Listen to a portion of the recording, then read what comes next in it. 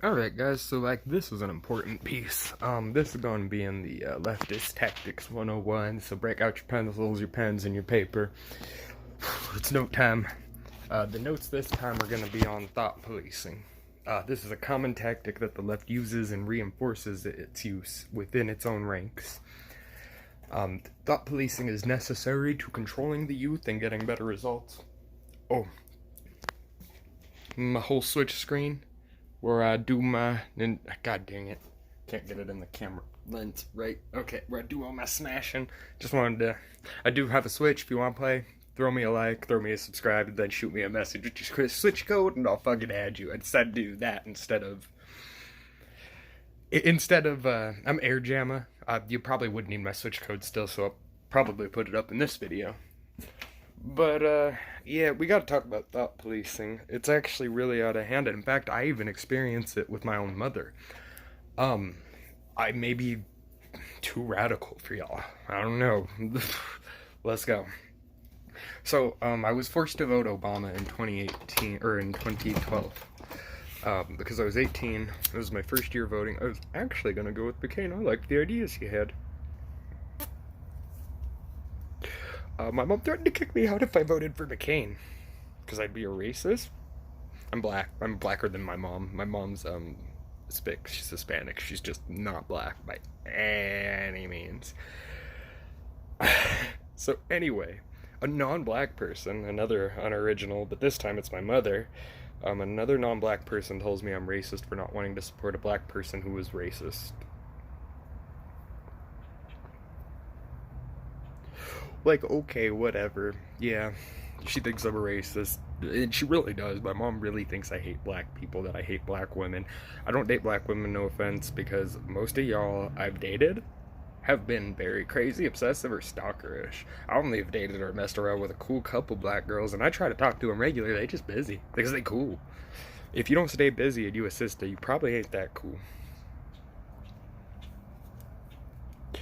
Let's see. Sorry, I'm all tired right now. Feels like I just got out of bed, but I've been up for like 5 hours. Let's see, it might have been longer than 5 hours. I don't know, I just genuinely think that, it's wrong to thought police people.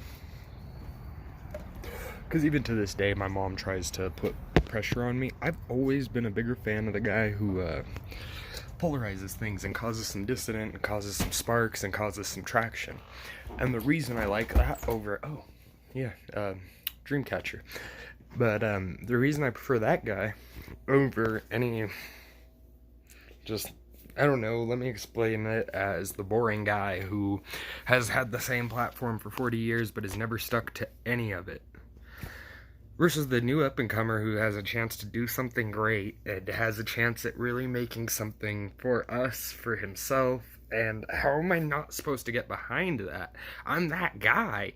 Like, that's just the story of my life. So, like, of course I support that guy. I relate to that guy.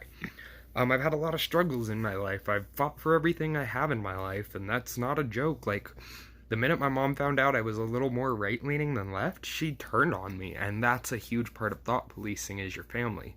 They turn on you because you don't agree with them, but that's okay. That doesn't make you any more or less than what they are. Like, you are just a person as much as they are. They can have their opinions of you, but you have to at some point also know where to draw the line. Like, to be fair with my mom, just because at times she says enough is enough when we're talking, we never talk about politics. So when I say, yeah, I like something Trump does, she gets bothered. Allow her to be. Allow it to happen. Fucking continue the conversation like you're not even talking to them. Like you're just wowing about it. And what are they going to tell you? Like, they can't tell you anything. Like, they can try. They can make a definite concentrated effort to tell you, hey, you can't believe that. And they will. They do. That is thought policing. To be fair, I'm actually more alone in life than I've ever been because I lost a lot of friends because of what I believe when they were cool with me before that. Like, that's the thing. I only revealed my beliefs because people have been testing lately. I've always believed if you test a weak man, he'll agree with you, but if you test a strong man and he truly doesn't believe what you're doing, he will say something. We live in a society of weak men. I'm actually going to tag this different, and it's probably going to offend a lot of people. Let me cut down the Smash Bros music, because I'm about to play in like 10 minutes. I'm also getting ready to like boost my Yoshi to new heights, maybe get him into Elite Smash. If that happens, I'm definitely saving that replay and recording it and uploading it. You know, another real point is that it's always unattractive people on the left trying to tell you what to think, and I'm not trying to be rude. I'm not trying to tell anyone what to think. I just know I'm attractive and that people will agree with me on that basis alone. And I'm not like the most attractive by any means. I'm like a 6, I'm like a 7. I'm like, on a good day, I'm a 7. When I'm in a suit and I got my right shoes and I look just decked out, total 7 right here. Like, and I'm cool with that. Thing is that I am not a 5 trying to tell a 7 how to live. Or a fucking 4 trying to tell a 7 how to live. That is the left. Shit, it's because they don't give a fuck about their appearance, though, because I work out now, and that's boosted my appearance significantly. I think you could see a difference even from when I started the videos to now, like, just the working out even, like, just more intensity, it just adds to the appearance. Like, for instance, the manly filter on Snapchat, all it did to make me more manly was just widen my jaw, and I'm like, yeah, I do have got a weak jaw, I got, like, no jaw, I've got, like, just this little guy here.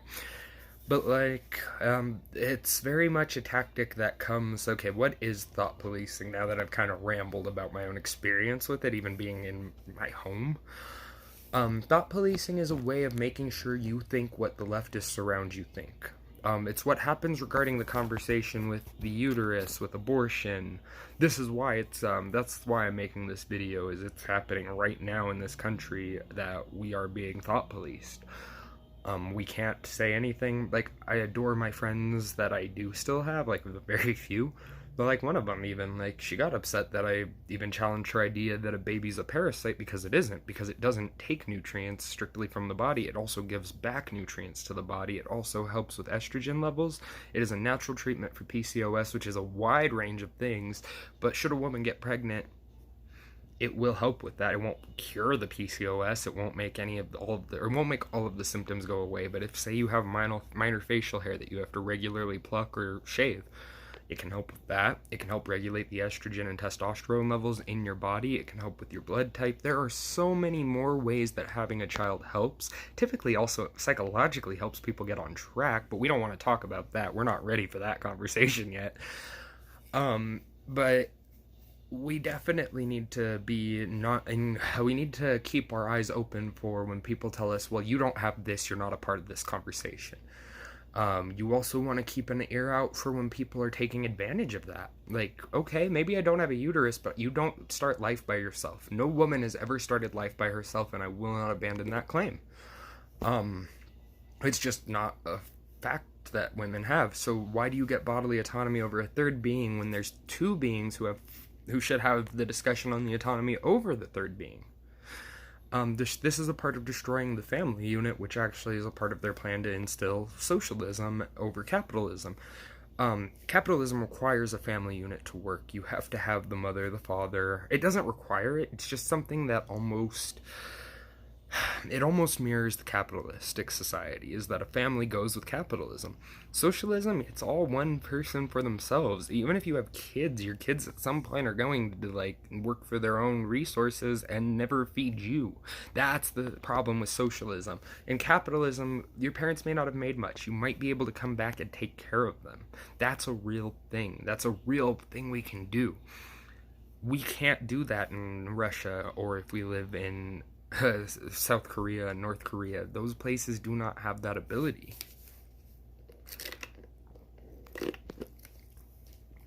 Places with socialistic programs, you work strictly for yourself. You don't work for the family. I think that's what makes America so great, is that you do work for the family. You work for your kids. I mean, you don't even have to always like your kids, but you raise them, you love them, you take care of them. It's what you do. People are like, I don't want kids. Well, I didn't want kids, and I have a kid. And I'm so in love with the experience, with my daughter. Everything about it has been good for me. What I don't understand is that out of all that, nothing applies to the abortion conversation. That, wait, men want to be fathers, and we can't because women just told us no, it's their body, their rights, and we don't get a say. That's thought policing, is you don't get a say, you don't have a uterus. Well, if everyone had a uterus, love, we'd all be dead. No one would have children. We'll die this generation. So what's the point? It's to deflect from the conversation. It's to make you feel bad for even trying to have an opinion on the conversation so they can take control of the conversation. In fact, thought policing extends to the media, to YouTube, to Facebook, all of it, Twitter, whatever social media platform you use, this video will not reach you. Because it goes against exactly what each political identity on each platform is about. Which is our message, our message, our message, our message. My message is not their message.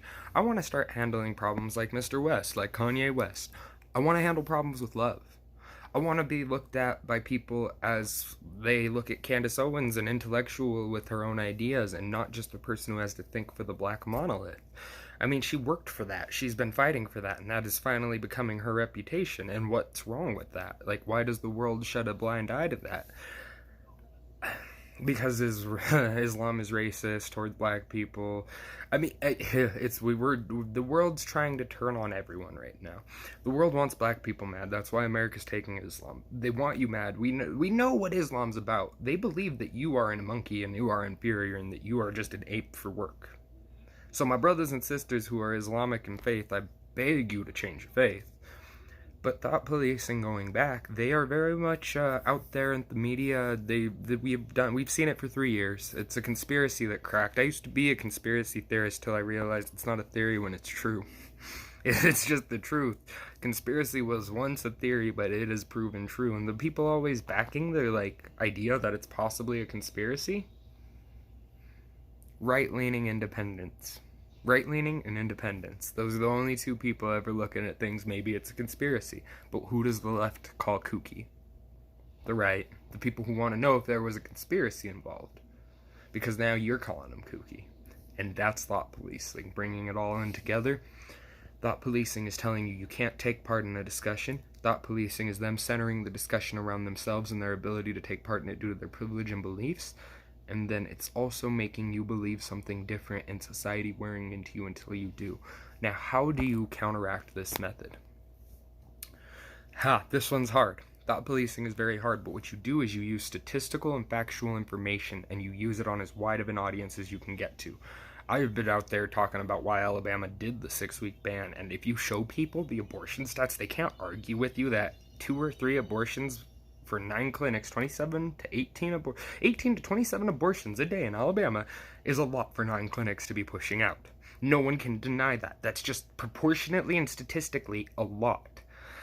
That's 8,000 kids who don't have a chance now. That's 8,000 kids who just will not be a part of the next generation. And I hope you're proud of. I hope the left-leaning governors, leaders, politicians in Alabama, representatives are proud of themselves. Because that's 8,000 babies as of 2014 that wouldn't be in this world. Let's just say that it lowered by 1,000 and we'll keep that trend for 5 years up till now. That's 3,500 plus 8,000 is about 4,200 children. 4,300 43,000 actually, sorry, 43,000, 43K. That many children have just never been brought into the world. That's 50,000 people that never get to be born. And that's out of one state, 9 clinics. That is so many. That is so much, that there is so much more to what is going on there. I'm sorry, I don't want this to come off as racist, but the left needs to hear it. Planned Parenthood is a black issue and a black family issue and an ethnic family issue and a Mexican family issue and an Asian family issue, not a white family issue. Margaret Sanger was a racist who spoke at many KKK rallies, showed much support to the KKK, and helped them get elected into official positions because they helped with Planned Parenthood and putting it into ethnic areas of population, which were being controlled at that time by the housing market. They were redlining. We know this to be fact. It's an illegal practice now. It cannot be done. If it is proven to be done, it is a huge out-of-court settlement. There are other ways around redlining districts. You don't have to do that to get black people. You just show them a neighborhood with black people and they feel safer. So, I mean, there was that instead of redlining. Let them just choose where they want to live and they'll choose to live together. It's just how people are. We want to live by people who look like us, sound like us, and feel like us. That's also its own way of thought policing. Thought policing often comes right before race baiting and in between lying. Um, so they'll pull a racial statistic that's actually factual, and then you pull a real racial statistic from, like, I don't know, the CDC, if it's, I don't know, talking about, say, drug use in the hood or whatever, drug use in metropolitan areas, suburbs, whatever. Pull your statistics and show these people those statistics, and they'll always lose. That's how you beat that. Um, but we do have a lot of problems with thought policing because they want people to think the same things. I experience it still to this day in my home. To be fair, I'm not insensitive. There are issues that I just don't care about. You don't want to be a parent. That's not something I care about. I'm sorry. You shouldn't have had sex. And that's the reality. I'm never going to be okay with the thought policed idea of abortion's a woman's right. Abortion's a family's right. If they want to talk about it and they have time before the heartbeat's formed, at least in Alabama, that's a discussion the family needs to have, not the woman by herself with a mirror and an echo chamber on Twitter. But give me a comment, like, subscribe. I think I was trailing off onto something. I might have actually completed it because I can't remember the end of the thought. But I mean, oh yeah, it was about redlining. Those are practices that can't happen in the US anymore. So before we end this video, jump back real quick. Those are practices you can't do anymore in the US. I could wave this lighter here all day though, but like that has no effect on anything or any bearing on anything. But it is just something I can do. It's a freedom of expression thing. I'm not setting anything on fire. I'm not hurting myself. I'm not hurting you guys. I'm not telling you guys to burn anything. So it's freedom of expression is where that falls under. Thought policing destroys your freedom of expression, it destroys your creative rights, and it also, I think, is the reason black people are enslaved to the Democratic machine. It's just a machine and a corporation on the Democrat side. Republicans support small business, so if you really are about black business owners make up a majority of small business owners. Support Republicans, because they support small businesses. The reason Jeff Bezos is so riled right now is he knows the Democrats are about to lose the House, about to lose Congress, about to lose the next presidential election. Like, he knows that the Democrats who are funding his company and made him the richest man in the world the politicians are about to undo that. They're gonna be able to tax him again. And he's not going to get a bailout. And that's awesome for us, because that's not gonna fix our debt. It's gonna start working on our debt. And that's great. That'll help with the wall, that'll help with so many things. And they'll lift certain taxes that small business owners can't afford, and so they can still compete. What is it? I think there was a clean energy tax proposed by Bill Gates, and it would have cost like $50,000 a year. No small business can afford that unless they're making over 10 million. And I'm sorry, I don't think most small businesses cross the 10 million gap immediately. I might be wrong. But the thought policing has gotten to a point where black people believe everything the media says about them. I know that for a fact most of us were never enslaved. Most of us were people from the Moor tribe who was kicked out of Africa, forced to travel, and then they decided to learn. And they became one of the most powerful tribes and sold a lot of black tribes into poverty and into enslavement. But this thought policing, we have to work as a nation to bring to an end because they control the media, they control social media, it's so out of hand.